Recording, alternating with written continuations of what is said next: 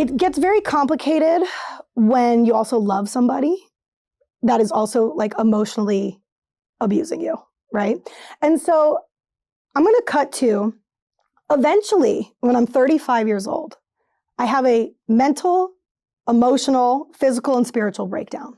Okay, most of my life from that incident on was filled with anxiety, PTSD, hypervigilance, addiction, substances, alcohol, all that kind of stuff. And once I hit 35 years old, I had gotten really sad, really depressed, like suicidal. Now that I'm a psychologist, I can now see that I was weeks away from ending my own life or attempting to. And once I had that breakdown, it was either, all right, I'm either going to kill myself or I'm going to do what I got to do to get better. And so I entered recovery and I started to process my life. Up until then, I never got professional help. I never processed my trauma. I didn't think my life was traumatic. It was just my life. I didn't go to war. What do you mean? I'm not wearing camouflage. I didn't go into a gun battle. But it turns out the brain reacts the same way to trauma, whether you're on a battlefield or you're in the Buttafuoco home. And so I was filled with anxiety, PTSD, substance use, eating disorders. I mean, all of it, girl. And so by the time I entered recovery, I started to realize that my father was the common denominator to most of my problems. And I also was then 35, 36, 37. I'm now the same age he was when he decided to make all these poor choices that rocked the rest of my life. And now I'm starting to see him in a different way. Because I would never make those choices. And I would never look at a 17-year-old like that. And I would never do things to compromise my family like that. So that alone started shifting my perspective.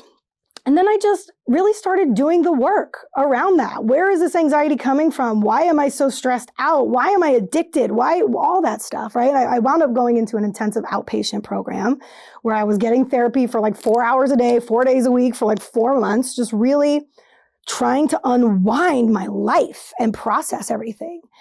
And so once I realized that he was kind of like the common denominator to my problems, I started believing in myself enough that I was like, we got to protect myself from this guy. And so I had to lay a very strong boundary down with him and cut him out of my life.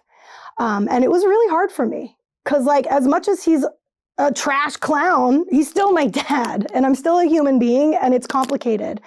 And so I really had to talk about it with my therapist, with my friends, like with my spiritual guides, you know, everybody of like, is this relationship worth ending? And the answer was yes, honey. And so what I wound up doing is composing this really beautiful email that acknowledged the good parts, that said, thank you, you know, for putting a roof over my head until the SWAT team came and froze your assets. And, you know, thank you for drawing palm trees on my lunch bag as a kid, or like little things like that. But in no particular order, these are the things I'm not willing to tolerate anymore. And I just listed out like 45 major violations of just like human decency. And I know I'm not the only one with a list that long, right? That's just my list. And so I wrote this list and I was like, you know, I love you, but I have to protect myself from you and I cannot trust you to change. And so, you know, please respect my wishes and I no longer want to have a relationship with you and like, good luck, bro. And so before I sent that, I was like really praying on it and like connecting with the universe of like, if I press send, this is it. I'm choosing to end a relationship with someone who is still alive on this planet and he's my father. And like, am I okay with that? Like, that's a big deal. And so just then, girl, 12 birds came out and were sitting right outside my window that I was looking at. And they were mourning doves. And mourning doves are like a sign of like peace and like progress and like move on, girl. And I was like, all right, Spirit Squad, I see you. And birds are my power animal. Are they? Yeah, that's really crazy. No, it's not like crazy. I talked to a shaman about it. Anyway, okay. Great. Well, 12 of your power animals showed up for me on that day and they were like, press send, girl. And so I did. And when I pressed send, all them birds went bye and just flew away of like, girl, that was the choice. And let me tell you, since then, he's attempted to get back into my life. He'll send me an email saying, you know, are you interested in seeing me? And at this point, I'll just send back like a meme of Randy Jackson from American Idol. It's like, that's going to be a no from me, dog. Like, because I'm just not interested. I'm protecting my peace at all costs these days. I put crystals in my pocket. I'm like, no. But that really came, to me after we did our ABC 2020 special. Because we did an ABC 2020 special called Growing Up Buttafuoco. And it was like kind of about my life and about their life and all that. But let's just say my father was not well received. And he had feelings about that. And he decided to text me the night it's airing saying, I can't believe all the stress that you've put me through. I never want to speak to you again, period, ever, period. And I went, boing, boing, boing, boing. My eyes were humongous. My jaw dropped to the floor. And I was like, all the stress that I've put you through? You never want to speak to me again? Oh, hell no. And I just blocked him. I left an email open, but I blocked him on everything else. And from that day forward is when this journey of like, nah, bro, you're not doing this to me anymore, and I'm not giving you that power anymore. And that's it. And since then, Queen, I'm thriving. I went back to school and got a master's degree in clinical psychology. I started working as a therapist for homicidal and suicidal teens. Since then, I've also gone back and now I'm getting a master's degree and a PhD in media psychology. And I'm studying true crime genre and how that impacts victims of crime, hoping to maybe create legislation and psychological safety measures in the genre. And since then, my relationships are getting better. Since then, I quit drinking. My life is falling into place. Finally, you may see me now, but you ain't seen nothing yet. You know what I mean? But it all started because I had to put that boundary down and I had to close that door and I couldn't let him abuse me any longer.